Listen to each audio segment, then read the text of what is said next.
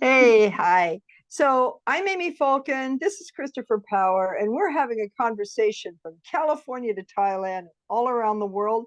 And I'm wanting, and we're talking about what's new.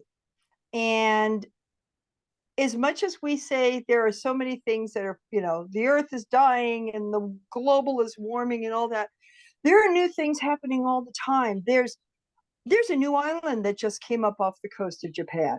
There are species that we thought were extinct that are showing up after decades.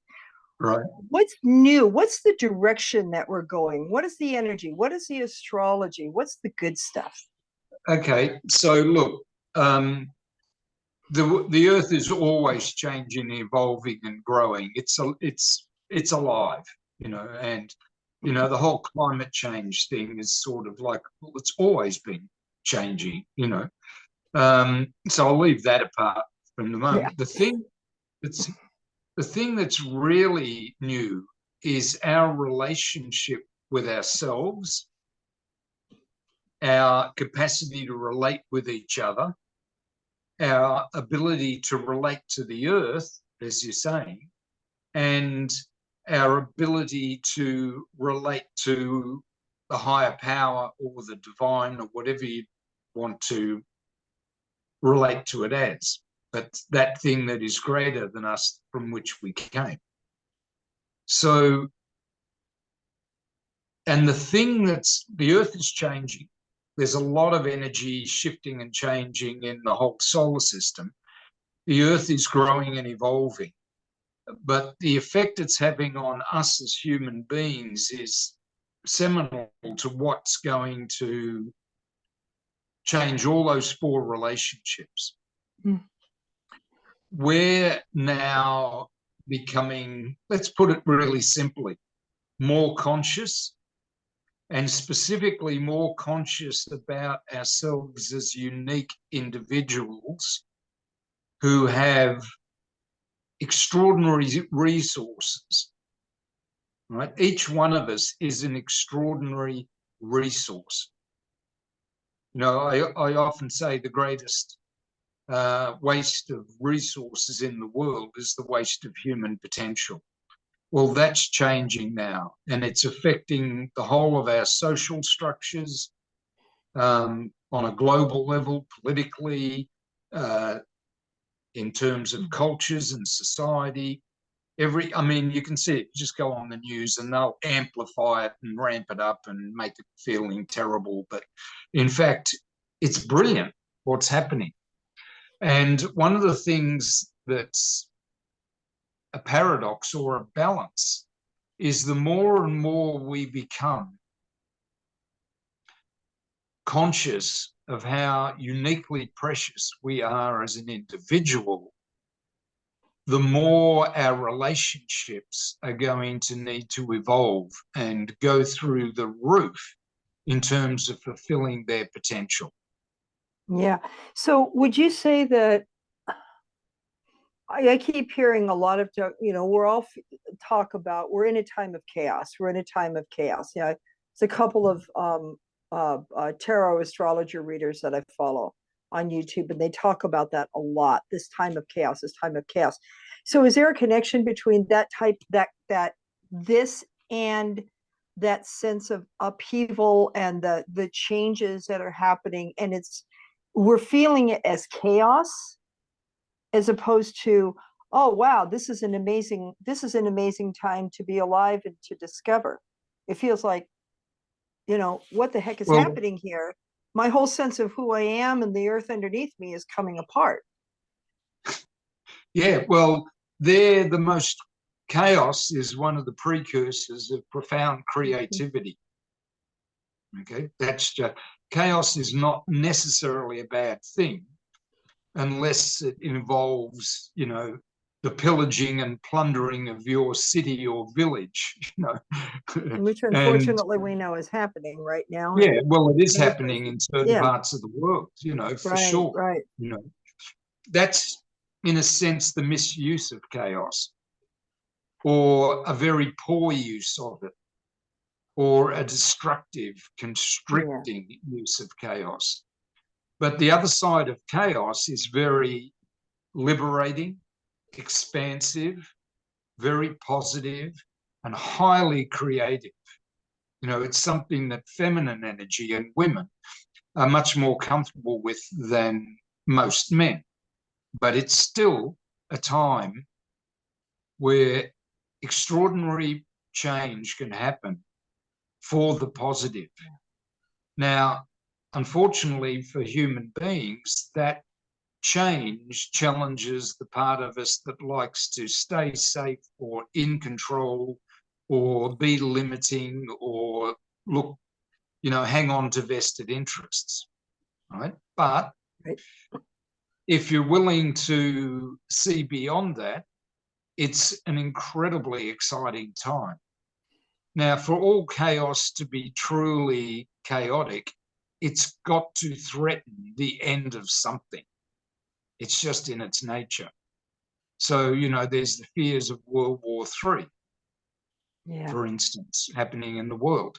There's the fear of climate change. There's the fear of, you know, what's going to happen to relationships or families. They seem to be coming apart.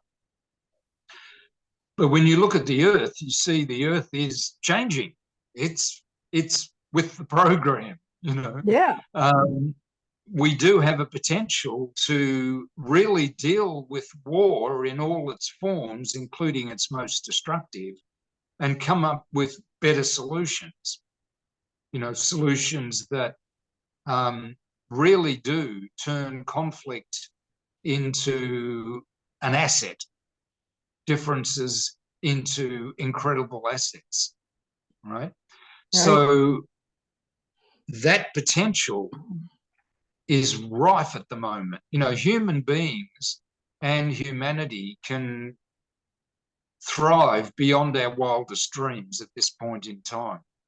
That's the potential. And it's not a matter of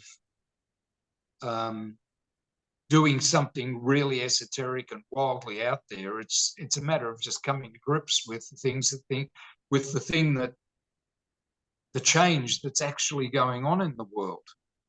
And the place I like to focus on, because I've got both experience and some very unique approaches to that, is the area of relationships. Because when you look at human design, they say there's now coming a time of incredible individualism, right? And the tendency is, well, if we're all going to be individuals, you know, to hell with relationships, you know, they can just be torn apart, thrown apart, whatever. And that's not true, because the greatest realization of individuality happens firstly in relationship, because relationship is a massive accelerant of individual potential when it's done right. It also means that the fabric of society seems to be falling apart, but what weaves the fabric of society together is relationships.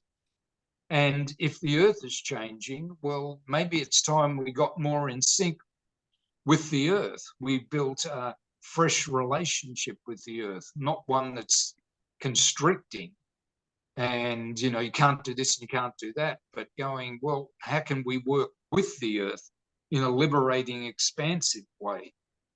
And as far as the divine is concerned, well, certain people says there is no God, and others are going, God is the absolute foundation of my life, or my relationship with the divine is the relationship of my life. Well, how about we take that relationship to a whole new level? You know, if you're going to deny God, then really push it to the limits and see what it actually brings you. And if you're going to accept God, deepen your relationship, or deepen your relationship with the divine or a higher power. And that's the incredible potential available at the moment. But it takes turning fear into amazing success. It takes looking at all constricting emotions and looking at what the other side of them are and how they can be turned into expansive emotions. It means looking at our relationship with the earth as something that's an incredible gift of abundance that, boy, oh boy, if we take care of it and keep it sustaining, and in other words, if we add value to the earth, it will add more value to us. You know, if we look at our relationships, rather than going to extremes like polyamory and you know, anything goes and, you know, blah, blah, blah. And it's like, what is the power and the magic inherent in relationships that's always been there? But how do we extract more of that beauty and that power and that magic out of relationships? And finally, do exactly the same thing with ourselves.